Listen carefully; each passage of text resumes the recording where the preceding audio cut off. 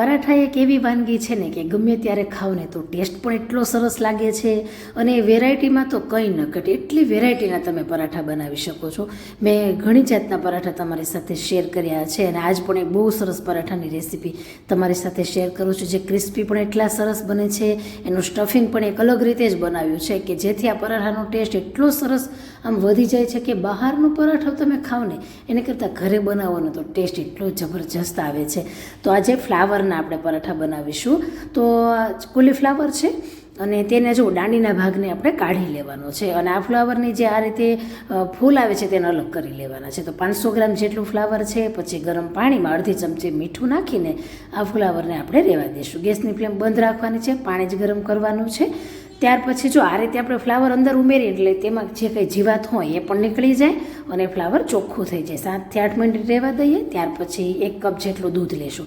આ દૂધ છે ને આપણે આંગળીથી ગરમ લાગે ને એવું દૂધ લેવાનું છે, બહુ ગરમ નહીં, આંગળી સાથે ગરમ લાગવું જોઈએ. પછી તેમાં 2 ટેબલ સ્પૂન પ્રમાણે દહીં ઉમેરી દેશું અને મિક્સ કરી દેવાનું છે અને આ દૂધને આપણે 10 મિનિટ માટે સાઈડમાં રહેવા દેવાનું છે.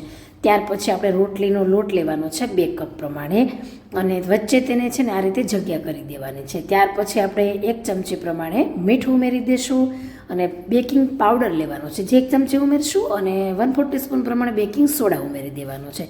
ત્યાર પછી 10 મિનિટ રહેવા દીધા પછી જોઈએ દૂધને તો જો આ રીતે થોડું દહીં બનવાની શરૂઆત થઈ ગઈ છે, એટલે કે કડર થઈ ગયું છે. તેમાં થોડા તમને ગાંઠો જેવો ભાગ જોવા મળે દહીંનો. તો થોડું ઉમેરી દેશું અને લોટને બાંધતા જશું. બહુ હળવા હાથે લોટને બાંધવાનો છે, એકદમ મસળી નથી બાંધી દેવાનો. થોડું દૂધ ઉમેરતા જઈએ અને પાણી પણ જો જરૂર પડે તો ઉમેરવાનું છે.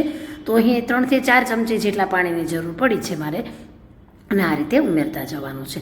તો જો આ રીતે લોટ જ્યારે ભેગો થઈ જાય અને થોડોક સોફ્ટ પણ હોવો જોઈએ, આવો એકદમ કઠણ નથી બાંધી લેવાનો અને ત્યાર પછી થોડું પાણીવાળો હાથ છે અને તેને આપણે અંદર લગાવી લેવાનો છે. તો 1/4 કપમાં પણ ઓછું, એટલે કે કીધું એવી રીતે કે 3 થી 4 ચમચી પાણીની જરૂર પડી છે.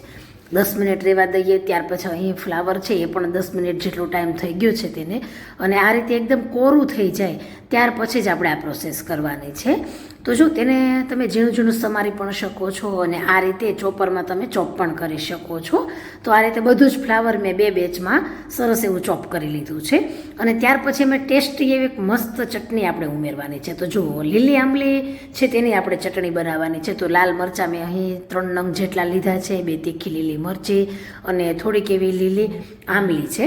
જો ન આંબલી મળે ને તો પછી તમે આમળાની ચટણી પણ અહીં ઉમેરી શકો છો. સેવ ઉમેરી દઈશું, લીલા ધાણા, શિંગદાણા છે, ગોળ છે, મીઠું અને લીંબુનો રસ. આ બધું સરસ રીતે આ રીતે ચોપરમાં ચોપ કરી લીધું છે એટલે બધું જ તેની અંદર ઉમેરી દઈશું. છે ને એક બાઇન્ડિંગ લાવવા માટે આપણે દાળિયા ઉમેરીશું તેની અંદર. તો 1/2 કપ પ્રમાણે દાળિયા છે તો એનો ભૂકો કરીને ઉમેરવાના છે. ખાસ ધ્યાન રાખવાનું કે તેનો એકદમ ઝીણો પાવડર થઈ જવો જોઈએ. જો આ રીતે પાવડર હોવો જોઈએ સરસ એવું, કણી ન રહેવી જોઈએ.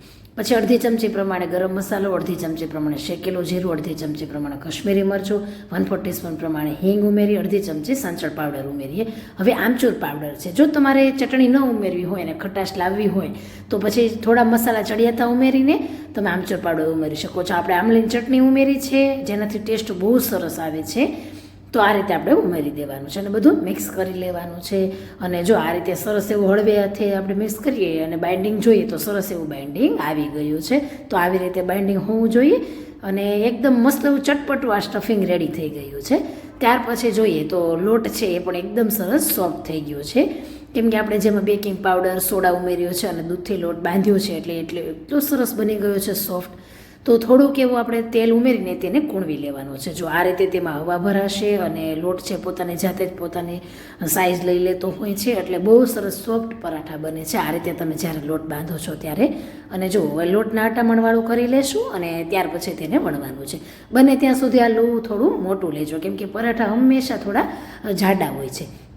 તો આ રીતે થોડું નાનું એવું વણીને પછી આપણે તેમાં સ્ટફિંગ ભરી લેવાનું છે. તો જો આ રીતે થોડું દબાવતા જઈને આપણે સ્ટફિંગ ભરવાનું છે. જેવી રીતે બહાર તમે લારી પર પરાઠા જોયા હશે એવી જ રીતે આપણે આજે ભરતા શીખી લઈએ. તો જો આ રીતે દબાવતા જશું અને સ્ટફિંગને પેક કરતા જશું. તો બધી બાજુએથી જુઓ પરાઠાને આપણે ફોલ્ડ કરતા હોઈએ ત્યારે આ રીતે રાઉન્ડ કરીને ફોલ્ડ કરવાનું રહેતું હોય છે. અંદર થોડું દબાવતા જઈએ અને બધી કિનારેથી તેને પેક કરી લઈએ અને આ રીતે તેને પેક કરી લેવાનું છે. બોટલનું ઢાંકણ પેક કરીએ ને એવી રીતે તેને પેક કરવાનું કે જેથી પરાઠું તમારું વચ્ચેથી ખોલે ફૂલે નહીં. અને આ રીતે ફરીથી તેને થોડુંક હળવા હાથે લૂવું કરી લઈએ. આ રીતે લૂવું કરવાથી પરાઠું હંમેશા સોફ્ટ અને થોડું ફૂલેલું બનતું હોય છે. હવે લાલ મરચાં છે તેને આ રીતે મેં કટ કરીને મૂક્યા છે અને આ રીતે જો લુવામાં તેને લગાવી લેવાના છે કે જેથી પરાઠાનો દેખાવ પણ બહુ સરસ આવે છે. હવે ફુદીનાના પાન લીધા છે તેને થોડાક એવા 4 થી 5 પાન છે તેના નાના નાના ટુકડા કરી લેશું. તમે લીલા ધાણા પણ લઈ શકો છો અને તમે સુવાની ભાજી લેવી હોય તો પણ તમે અહીં લઈ શકો છો. તો આ રીતે જો કરી લેવાનું છે. અને મેથી લેવી હોય, પાલક લેવી હોય તો તમે ગ્રીન લીફ તરીકે તમે અહીં યુઝ કરી શકો છો. દેખાવ જ એટલો સરસ આવે છે. હવે થોડો કોરો લોટ છે એ તમે આ રીતે લઈ લેવાનો છે. બંને બાજુ થોડું થોડું લગાવી લેશું અટામણ તરીકે અને પછી પરાઠાને વણાવી લેશું. આ રીતે પરાઠું એકદમ મસ્ત ચટપટું અને ટેસ્ટી બનતું હોય છે. અને પરાઠાને જ્યારે વણો ત્યારે હળવા હાથે વણો અને થોડું જાડું રાખો. અને જો આ રીતે જાડું રાખશું એટલે ક્રિસ્પી પણ બનશે. અને જો દેખાવ કેટલો સરસ આવી રહ્યો છે. ચાલો હવે તેને શેકી લેવાનું છે. તમે પરાઠાને ઘીમાં, તેલમાં, બટરમાં ગમે તે રીતે શેકી શકો છો. તો એક બાજુ તેને થોડું શેકાવા દેશું. પછી અહીં હું ઘીથી શેકી રહી છું તો થોડું ઘી લગાવી લીધું છે. અને ત્યાર પછી બીજી બાજુ પણ આપણે પલટાવી લેવાનું છે અને બીજી બાજુ પણ ઘી લગાવી લઈશું. ઘીથી પરાઠો છે ને એ ક્રિસ્પી થતું હોય છે. તો હવે બંને બાજુ તેને ગોલ્ડન બ્રાઉન કલરની ડિઝાઇન આવે ને એવી રીતે શેકતા જશું. મીડિયમ ફ્લેમ રાખવાની છે, ધીમી નહીં અને ફાસ્ટ પણ નહીં. જો બહુ ધીમી રાખો ને તો કડક થઈ જાય છે અને મીડિયમ રાખો ને તો સોફ્ટ પણ રહે છે અને ક્રિસ્પી પણ થતું હોય છે. તો આ રીતે ગોલ્ડન બ્રાઉન થાય એવી રીતે આપણે શેકી લેવાનું છે. તો બહુ મસ્ત એવા પરાઠા અહીં રેડી થઈ ગયા છે. અને આ પરાઠાને છે ને મેં દહીં અને આંબલીની ચટણી સાથે સર્વ કર્યા છે. તો બહુ જ ટેસ્ટમાં એટલા ગજબના બન્યા છે જેને તમે બાળકોના લંચ બોક્સમાં આપી શકો છો. અત્યારે ડિનરમાં પણ બનાવી શકો છો અને સાથે તમે ગેસ્ટ આવે તો પણ તમે આ પરાઠાને બનાવી શકો છો. બહુ જ ટેસ્ટી બન્યા છે. ટ્રાય કરજો અને રેસીપીને શેર કરી દેજો.